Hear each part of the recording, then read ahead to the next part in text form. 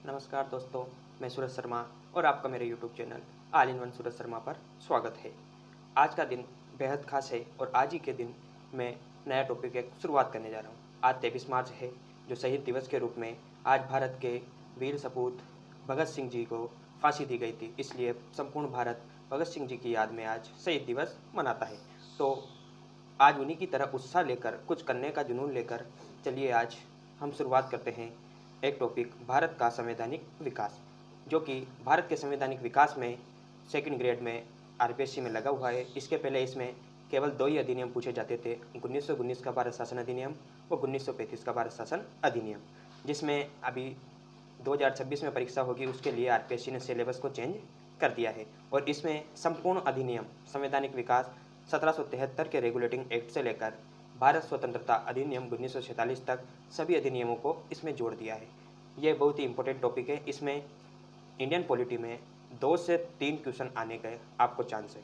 तो 2 से 3 क्वेश्चन आपको तो बहुत याद है, सिलेक्शन कराने के लिए तो एक क्वेश्चन ही बहुत होता है। इसलिए आप इसको बिल्कुल आसान भाषा में मेरे साथ इसको तैयार कर लीजिए। ऐसा आपने संपूर्ण यूट्यूब पर कहीं भी नहीं पढ़ा होगा। आपको इतना सरल कर दिया है मैंने आपके लिए कि ये बोरिंग सा लगने वाला टॉपिक भी आपको बहुत अच्छा लगेगा। तो चलिए इसकी शुरुआत करते हैं। तो देखिए, भारत का संवैधानिक विकास, इसकी पृष्ठभूमि को हम देख लेते हैं। ब्रिटिश शासन ने, ईस्ट इंडिया कंपनी ने ब्रिटिश क्राउन के दौरान ब्रिटिश संसद अधिनियम बनाए थे। तो इसका मतलब ब्रिटिश संसद, तो भारत पर ईस्ट इंडिया कंपनी का राज था, मतलब ब्रिटिश इंग्लैंड का राज था। तो ब्रिटिश संसद से भारत के लिए नियम बनकर आते थे, ठीक है। और इसका प्रारंभ कहाँ से हुआ? देखिए, 1773 के रेगुलेटिंग एक्ट से, ठीक है। तो भारत में संवैधानिक विकास हुआ है 2 चरणों में। एक कंपनी शासन, कंपनी यानी ईस्ट इंडिया कंपनी, जिसका शासन कब से कब तक रहा? 1765 से लेकर 1858 तक। आपको 1857 याद होगा, भारत का प्रथम स्वतंत्रता संग्राम। और इसका द्वितीय चरण आता है ब्रिटिश क्राउन, यानी ब्रिटिश क्राउन यानी सीधे ब्रिटिश संसद से ब्रिटिश सम्राट इसका शासन संभालता था। तो 1858 से लेकर 1947, आपको याद होगा 15 अगस्त 1947 को हमारा देश ब्रिटिश सत्ता से आज़ाद हुआ। तो देखिए, संवैधानिक विकास की शुरुआत करते हैं और इसी क्रम में आता है पहला अधिनियम, पहला एक्ट, 1773 का रेगुलेटिंग एक्ट, ठीक है। अब देखिए, इसमें सबसे पहले क्या प्रावधान किया गया? केंद्रीयकरण की शुरुआत की गई, ठीक है। केंद्रीयकरण की शुरुआत 1773 के एक्ट से की गई। उसके बाद ईस्ट इंडिया कंपनी को मामलों को नियंत्रित व विनियमित करने के लिए 1773 का रेगुलेटिंग एक्ट बनाया किसने? ब्रिटिश संसद ने। और इसमें बंगाल के गवर्नर जनरल का पद भी सृजित किया गया, जो कि बंगाल के पहले गवर्नर जनरल थे वारेन हेस्टिंग। और बंगाल के अधीन ही मुंबई, जिसे पहले बम्बई कहा जाता था, और मद्रास को इसके अधीन, बंगाल के अधीन कर दिया गया। जीजी यानी गवर्नर जनरल, मैंने शॉर्ट में लिख दिया है। नियम व विनियम का अधिकार किसको था? गवर्नर जनरल को, ठीक है। और 1773 के रेगुलेटिंग एक्ट के तहत सर्वोच्च न्यायालय की स्थापना की गई। इसकी स्थापना कब की गई? 26 जुलाई 1974 को। कहाँ पर? कलकत्ता के विलियम फोर्ट में की गई। और इसके सदस्य थे एक मुख्य न्यायाधीश प्लस 3 अन्य न्यायाधीश, टोटल 4 सदस्य इसमें रखे गए सर्वोच्च न्यायालय में। और इसके प्रथम मुख्य न्यायाधीश कौन थे? सर एलिजा इम्पे को इसका पहला मुख्य न्यायाधीश बनाया गया, ठीक है। और सर्वोच्च न्यायालय की स्थापना 1773 के रेगुलेटिंग एक्ट के अधिनियम के खंड 8 में, और उस समय ब्रिटिश सम्राट थे जॉर्ज तृतीय, ठीक है। इसमें देखिए, गवर्नर जनरल की सहायता हेतु 4 सदस्यीय कार्यकारिणी परिषद बनाई गई और इसके अधीन, इसके अंतर्गत ही बोर्ड ऑफ डायरेक्टर्स का गठन किया गया, इसको नियंत्रित करने के लिए, ठीक है। अब देखते हैं पीट्स इंडिया एक्ट 1784। उस समय ब्रिटिश प्रधानमंत्री कौन थे? पीट्स द यंगर, उन्हीं के नाम पर इसका नाम रखा गया, पीट्स इंडिया एक्ट। 1773 के एक्ट की कमियों को दूर करने के लिए पीट्स इंडिया एक्ट लाया गया और इसमें भारत से संबंधित मामले कौन देखता था? ब्रिटिश सरकार के प्रत्यक्ष नियंत्रण में थे भारत से संबंधित मामले।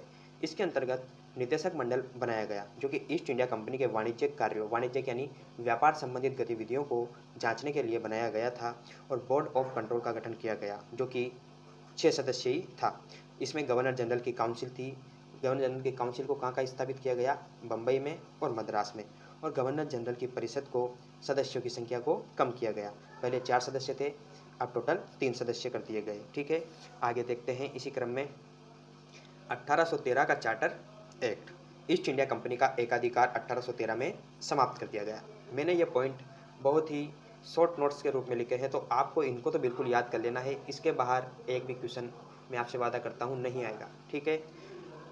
और देखिए, ईस्ट इंडिया कंपनी का एकाधिकार समाप्त हो गया तो चीन के साथ व्यापार को छोड़कर, अफीम और भारत में चाय को छोड़कर ब्रिटिश नागरिकों हेतु संपूर्ण व्यापार खोले गए। बस चीन के साथ व्यापार कौन करेगी? ब्रिटिश संसद करेगी। अफीम की खेती का मतलब कौन करेगी? ब्रिटिश संसद। और भारत में चाय उद्योग को भी कौन नियंत्रित करेगी? ब्रिटिश संसद। ईस्ट इंडिया कंपनी इसमें कोई दखल नहीं देगी, ठीक है। मिशनरियों हेतु धार्मिक शिक्षा का अधिकार दिया गया। इसमें प्रतिवर्ष 1 लाख रुपए खर्च करने का प्रावधान किया गया। किसके लिए? ईसाई शिक्षा के लिए। और 20 सालों के लिए ईस्ट इंडिया कंपनी का कार्यकाल बढ़ा दिया। 1813 के चार्टर एक्ट के अंतर्गत 20 सालों के लिए ईस्ट इंडिया कंपनी का वो बढ़ा दिया गया, ठीक है। अब देखिए 1833 का चार्टर एक्ट। तो 1833 का चार्टर एक्ट देखिए, इसे हम सेंट हेलेना एक्ट भी कहते हैं।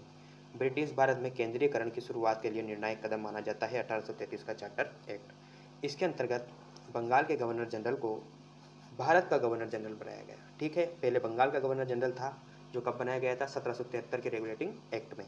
उसे 1833 के चार्टर एक्ट के अंतर्गत भारत का गवर्नर जनरल बना दिया गया। और भारत के पहले गवर्नर जनरल थे लॉर्ड विलियम बेंटिक, जो कि बंगाल के अंतिम गवर्नर जनरल भी थे। भारत का गवर्नर विधायकों को विधायिका के असीमित अधिकार, तो विधायिका के असीमित अधिकार किसको प्राप्त थे? भारत के गवर्नर जनरल यानी विलियम बेंटिक को। बम्बई व मद्रास के गवर्नर जनरल की विधायिका शक्तियों को समाप्त कर दिया गया, ठीक है। ईस्ट इंडिया कंपनी की व्यापार की गतिविधियों को भी समाप्त कर दिया गया। और ईस्ट इंडिया कंपनी को प्रशासनिक निकाय यानी राजनीति में इसको शामिल कर लिया गया, इसके प्रशासनिक निकाय बना दिया गया। और शिक्षा के लिए, ईसाई शिक्षा के लिए प्रतिवर्ष 10 लाख रुपए खर्च करने का प्रावधान किया गया, जो कि 1813 के एक्ट में केवल 1 लाख थी, उसको 10 गुना बढ़ाकर ईसाई शिक्षा को बढ़ावा, मतलब ईसाई है, ब्रिटिश कौन है? ईसाई। तो ईसाई शिक्षा को तो वो बढ़ावा देंगे ही सही, ताकि उनकी शैली संपूर्ण भारत, संपूर्ण दुनिया में फैले, इसलिए इसको 10 लाख कर दिया गया। गवर्नर जनरल की परिषद में पुनः 3 से 4 सदस्य किए गए, ठीक है। और लॉर्ड मेकाले को चौथा सदस्य के रूप में नियुक्त किया गया। भारतीय विधि आयोग का गठन किया गया, जिसके अध्यक्ष लॉर्ड मेकाले को बनाया गया। और सरकारी सेवाओं में भारतीयों को शामिल किया गया। सबसे पहले 1833 के एक्ट में भारतीयों को भी सरकारी सेवाओं में शामिल होने का अधिकार दिया गया। अब उसके बाद आता है 1853 का चार्टर एक्ट, जो कि 1833 के 20 साल बाद 20 साल की इसमें समय सीमा रखी गई थी। तो अब देखिए इसमें क्या होता है। गवर्नर जनरल की परिषद, विधायी प्लस प्रशासनिक कार्यों को अलग किया गया। गवर्नर जनरल की परिषद में से विधायी कार्यों और प्रशासनिक कार्यों को अलग अलग कर दिया गया। भारतीय विधान परिषद को स्थापित किया गया, जो कि भारत में पहली विधायिका भी मानी जाती है। इसकी प्रथम बैठक हुई 20 मई 1854 को, ठीक है। सिविल सेवकों की भर्ती एवं चयन हेतु प्रावधान किया गया और इसके लिए खुली प्रतियोगी परीक्षा का आयोजन किया जाता था। यह प्रावधान था, खुली प्रतियोगी परीक्षा होगी। और देखिए भारतीय विधान परिषद में स्थानीय प्रतिनिधियों को पहली बार प्रतिनिधित्व दिया गया, स्थानीय प्रतिनिधित्व, ठीक है। प्रसन्न कुमार टैगोर प्रथम भारतीय सचिव थे, जो कि गवर्नर जनरल की परिषद में शामिल हुए थे। और इनको नियुक्ति किसके द्वारा की गई थी? लॉर्ड डलहौजी के द्वारा, ठीक है। गवर्नर जनरल की परिषद, इसमें अब सदस्यों को बढ़ाकर कितना किया गया? 12 सदस्यों का इसमें प्रावधान कर दिया गया। और इसमें कौन कौन से सदस्य शामिल थे आपको ये देख लेना है। गवर्नर जनरल खुद, उसके बाद उनके सेनापति, तीसरे हैं कार्यकारिणी परिषद के 4 सदस्य, और 6 सदस्य जो बढ़ाए गए उनको विधायी सदस्य है, जो 2 तो कहाँ से होंगे? कलकत्ता के सुप्रीम कोर्ट के अंग्रेज न्यायाधीश होंगे। और 4 का चुनाव बम्बई, बंगाल, मद्रास व आगरा की प्रेसिडेंसी से किया जाना था, ठीक है। अब इसके बाद देखिए इसमें इसका कानून देखिए, पूर्व अनुमति आवश्यक होगी। कानून निर्माण के लिए पूर्व अनुमति किसकी? गवर्नर जनरल की। और गवर्नर जनरल के पास वीटो शक्ति थी कि वो उस कानून को निरस्त भी कर सकता था, ठीक है। ये उसके पास अधिकार था। और इसमें प्रश्न पूछे जा सकते थे, प्रश्नों पर विचार विमर्श भी किया जा सकता था।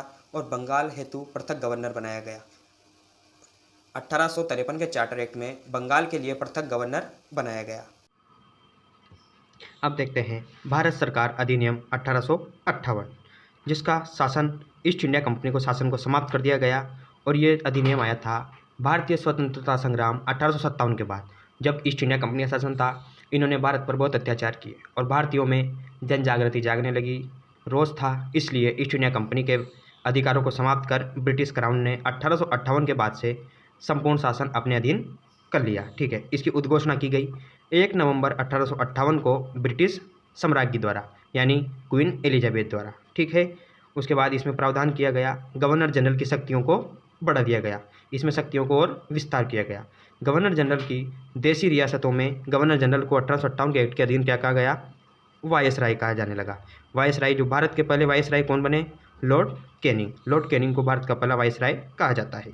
इसके अंतर्गत निदेशक कोर्ट व बोर्ड ऑफ कंट्रोल को भी समाप्त कर दिया गया। बोर्ड ऑफ कंट्रोल को समाप्त कर दिया गया, ठीक है। भारत में द्वैध शासन प्रणाली को भी समाप्त कर दिया गया।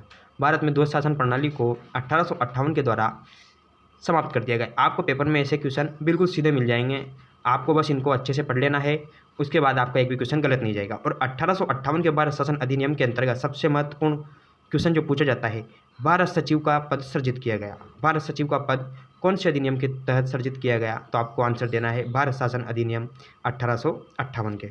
संपूर्ण नियंत्रण व भारतीय शासन पर संपूर्ण नियंत्रण किसका हो गया, भारत सचिव का, ठीक है। ब्रिटिश, जो कि कौन होता था, ब्रिटिश कैबिनेट का सदस्य होता था, ब्रिटिश कैबिनेट का सदस्य। और पहला भारत सचिव कौन था, सर चार्ल्स वुड। इसके वेतन भत्ते कहाँ थे, राजस्व पर आधारित थे। और इसकी जो सदस्य, इसकी सलाहकारी परिषद थी उसमें 15 सदस्य होते थे। 8 सदस्य कहाँ से, ब्रिटिश क्राउन से। और 7 सदस्य कहाँ के, कोर्ट ऑफ डायरेक्टर्स के, ठीक है। विधि सदस्य व गवर्नर जनरल की नियुक्ति करता था, ये ब्रिटिश सम्राट द्वारा की जाती थी, विधि सदस्य की और गवर्नर जनरल की परिषद के नियुक्त सदस्यों की।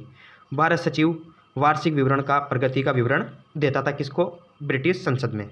और भारत सचिव को भारत परिषद व गवर्नर जनरल से बिना परामर्श किए हुए गुप्त संदेश भेजने के, पार्सल भेजने के वो प्राप्त करने की शक्ति प्राप्त थी, ठीक है दोस्तों।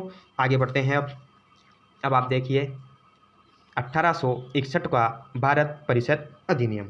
तो 1861 का भारत परिषद अधिनियम देखिए, भारतीयों के सहयोग हेतु 1861 में, 1892 में व 1909 में भारत परिषद अधिनियम लाए गए। इसका प्रावधान था गवर्नर जनरल की कार्यकारिणी परिषद में 5वां सदस्य, पहले 4 सदस्य थे, चौथा सदस्य लॉर्ड मैकाले को नियुक्त किया गया था, 5वां सदस्य भी नियुक्त करने की इसमें प्रावधान किया गया। और 5वां सदस्य कौन होगा, जो कानूनी पेशे का हो, कानूनी जानकारी रखता हो। तो इसके 5 सदस्य देखिए, एक गृह विभाग का, एक सैन्य विभाग का, एक राजस्व विभाग का, विधि विभाग का और एक वित्त विभाग का। तो 5 सदस्य हो गए।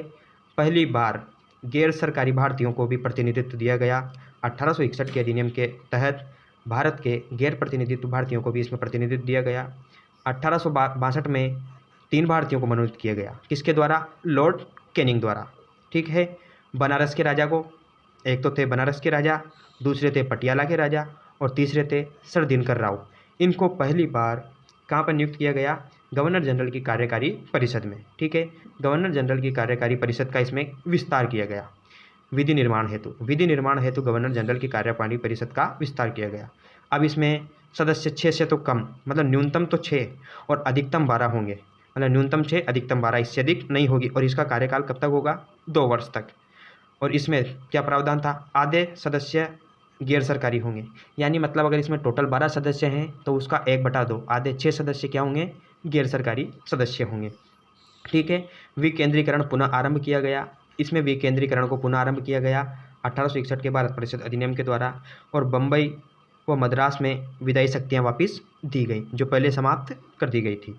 गवर्नर जनरल आपातकाल में अध्यादेश की शक्ति, गवर्नर जनरल को आपातकाल की स्थिति में अध्यादेश जारी करने की शक्ति थी, जो कि बिना विधान परिषद की अनुमति के भी वह जैसा उसे अच्छा लगे वैसा कानून अध्यादेश जारी कर सकता था। गवर्नर जनरल नवीन प्रांतों का सृजन कर सकता था, गवर्नर जनरल नए प्रांतों को बना सकता था विधायी उद्देश्य हेतु, ठीक है। उच्चतम न्यायालय का प्रावधान किया गया 1861 के भारत परिषद अधिनियम के तहत। उच्च न्यायालयों का प्रावधान किया गया, कहाँ, कलकत्ता में, बम्बई में व मद्रास में, 3 जगह उच्च न्यायालयों का प्रावधान हुआ। और राज्य सचिव बनाए गए।